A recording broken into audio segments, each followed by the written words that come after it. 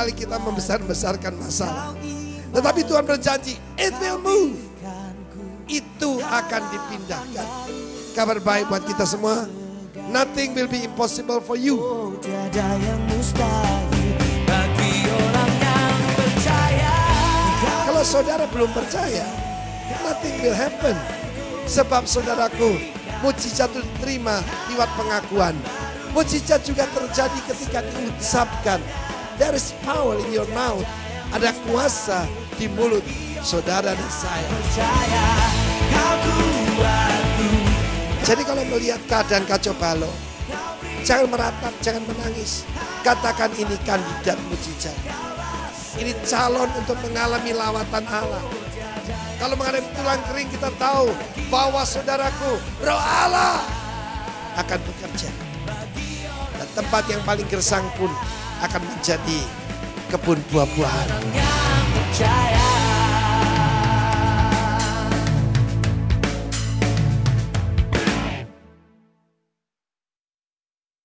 Mari kita belajar firman Tuhan ini. Matius 17 ayat 20.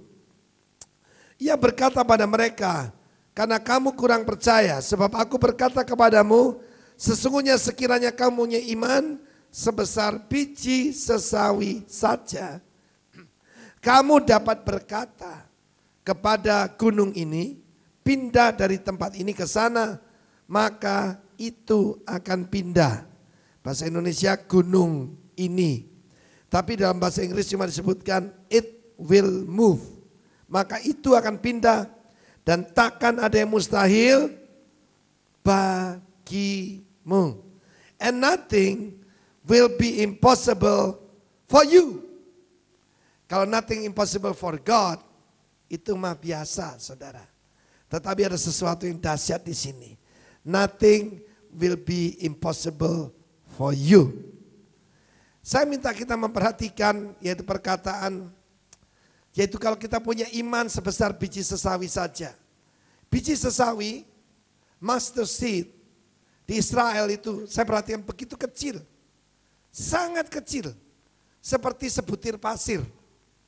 Lebih kecil dari sebutir beras, bayangkan. Dan Tuhan bilang kalau kamu punya sebesar itu saja, maka kamu bisa berkata pada masalah yang besar itu gunung. Dan itu akan pindah. Karena itu mulai sekarang memakai bahasa Tuhan Yesus. Ya, kalau orang diurapi Tuhan, orang di dalam kehendak Tuhan, ada janji Tuhan. Ya, jangan bilang masalahmu besar. Ganti dengan perkataan itu. Karena saya orang Bali, maka itunya itu, saudaraku. Amin. Maka itu akan pindah.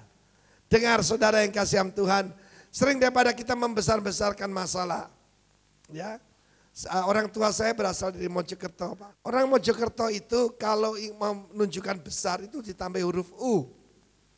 Jadi bilang lemu itu luemu, gede, cuili, tukur. Ada U-nya panjang, saudara. Ya, seringkali kita membesar-besarkan masalah. Tetapi Tuhan berjanji, it will move. Itu akan dipindahkan. Kabar baik buat kita semua, nothing will be impossible for you. Untuk mendapatkan gambaran lebih jelas, saya mengajak kita melihat, yaitu Yeskiel pasal 37. Satu pasal yang cukup terkenal tentang tulang-tulang kering. Lalu kekuasaan Tuhan meliputi aku, dan Ia membawa aku keluar dengan perantaran Roh-Nya, dan menempatkan aku di tengah-tengah lembah. Dan lembah ini penuh dengan tulang-tulang. Yang membawa aku melihat tulang-tulang itu berkeliling-keliling. Dan sungguh amat banyak bertaburan di lembah itu. Lihat tulang-tulang itu amat kering.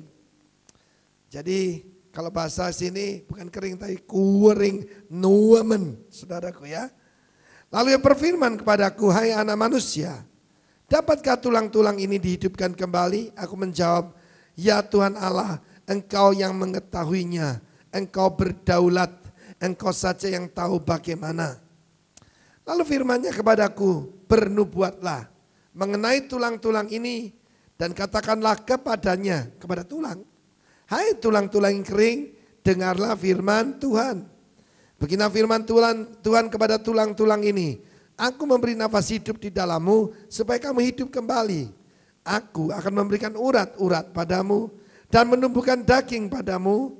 Aku menutupi kamu dengan kulit dan memberi kamu nafas hidup supaya kamu hidup kembali. Dan kamu akan mengetahui bahwa akulah Tuhan. Lalu aku bernubuat seperti diperintahkan kepadaku. Dan segera, suddenly, mendadak, sesudah aku bernubuat kedengarlah suara.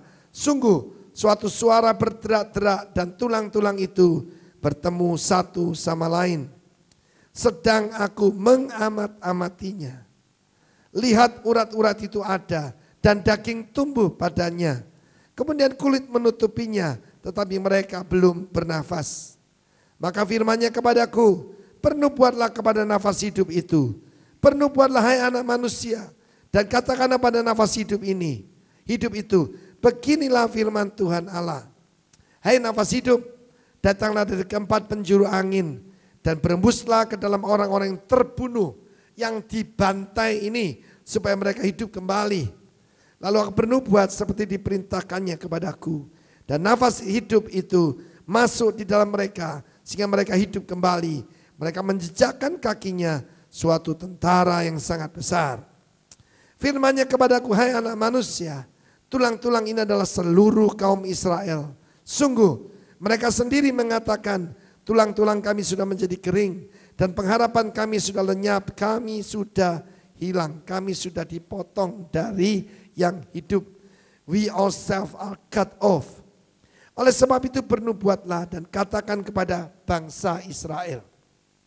Beginilah firman Tuhan Allah, sungguh aku membuka kubur-kuburmu dan membangkitkan kamu hai umatku dari dalamnya.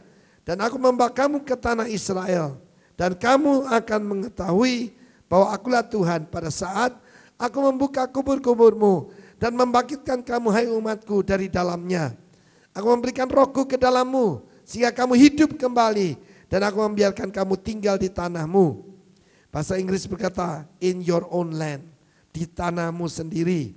Dan kamu akan mengetahui bahwa aku Tuhan yang mengatakannya dan membuatnya. Demikianlah firman Tuhan. Saudara, bukan cuma bulan yang lalu kita beri nama bulan mujizat. Dan bulan ini the month of power, kuasa. Saya percaya hari-hari ini Tuhan sedang banyak membuat mujizat. Tuhan sedang menggenapi janji-janjinya yang luar biasa di dalam hidup saudara dan saya. Saudara, salah satu tanda zaman adalah ketika Presiden Amerika Serikat yang sekarang, dia berkata kepada orang Israel, jangan membangun di yaitu tepi barat. Ya, belum pernah ada Presiden Amerika Serikat yang menghalangi orang Israel membangun di negerinya sendiri. Itu namanya intervensi, saudara ya. Tetapi itulah yang terjadi. Dan saudara tahu bahwa tanda kedatangan Tuhan sudah lebih dekat. Amin. Tanda kedatangan Tuhan sudah amat dekat. Nah saudara yang kasih Tuhan, tadi Tuhan Yesus menyuruh kita berkata kepada gunung. Kita sebagai umat Tuhan ini adalah umat yang supernatural. Kita melihat tadi berbicara pada tulang-tulang kering. Berbicara pada bangsa Israel, berbicara kepada pohon, berbicara pada langit, ya, membelah sungai, membelah laut. Saudaraku, Allah kita adalah Allah yang ajaib, Allah yang supernatural. Dan cara untuk masuk di dalam alam supernatural itu, yaitu memiliki iman, biarpun sebesar biji sesawi. Kalau hari ini saudara ada di ruangan ini, dan saudara percaya bahwa Yesus adalah Tuhan, berarti saudara punya iman. Paling sedikit sebesar biji sesawi. Berapa banyak saudara percaya Yesus Kristus adalah Tuhan? Lambaikan tangan saudara. Amin. Kalau saudara belum percaya, nothing will happen. Sebab saudaraku, mujizat itu diterima lewat pengakuan. Mujizat juga terjadi ketika diucapkan. There is power in your mouth. Ada kuasa di mulut saudara dan saya. Saya mau sampaikan, saya mau tekankan lagi. We have double speaking power. Kita punya yaitu kekuatan double, kekuatan ganda di mulut kita. Sebab kalau tidak ada kuasa, nothing happen. Bayangkan berkata kepada gunung, saudara. Dan itu akan pindah. Luar biasa, saudaraku.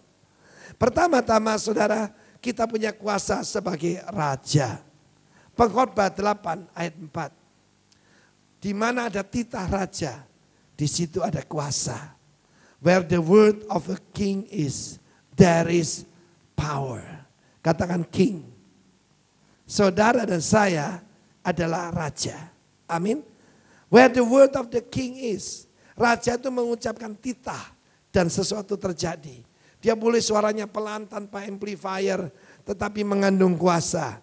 Sebab dia adalah seorang raja.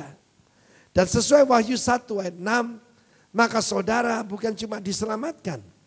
Saudara saya ditebus bukan cuma untuk diberkati, tetapi untuk menjadi raja dan imam. Bahasa Indonesia berkata imam dan kerajaan.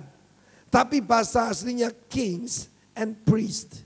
Menjadi raja dan imam. It means kings and priests to his God and Father. Bagi Allah dan Bapaknya. Saudara bukan cuma raja. Raja itu kekuasaannya pada perkataannya.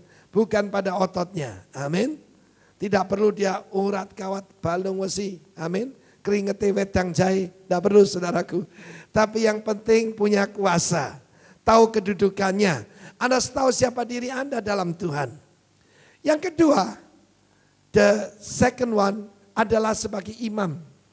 Di dalam Ulangan 21 ayat 5. Ulangan 21 ayat 5. Di bagian B dikatakan. Di mana ada perselisihan. Di mana ada luka melukai, percideraan. Maka keputusan terakhir ada pada imam. Amin saudaraku. Imam itu bisa menyatakan seseorang tahir atau tidak. Karena itu ketika Tuhan Yesus menghembuskan nafasnya. Ya, saya percaya itu kuasa imam. Dalam Yohanes 21 dia menghembuskan nafasnya. Yohanes 20 maksud saya. Pada saat itulah barang siapa mengampuni dosa seseorang, dosanya diampuni. Itu kuasa imam. Kemudian saudaraku, waktu hari raya Pentakosta dicurahkan Roh Kudus, mereka mendapatkan urapan ganda sebagai raja dan sebagai imam. Kuasa gelap harus tunduk. Kita lihat dalam kehidupan Kristus, bagaimana elemen-elemen dunia ini tunduk. Bagaimana ikan itu menghampiri jaring pada waktu siang hari bolong, saudara. Biasanya ikan itu hanya keluar waktu malam. Tapi waktu siang bisa keluar karena Tuhan berkuasa atas alam. Dia berbicara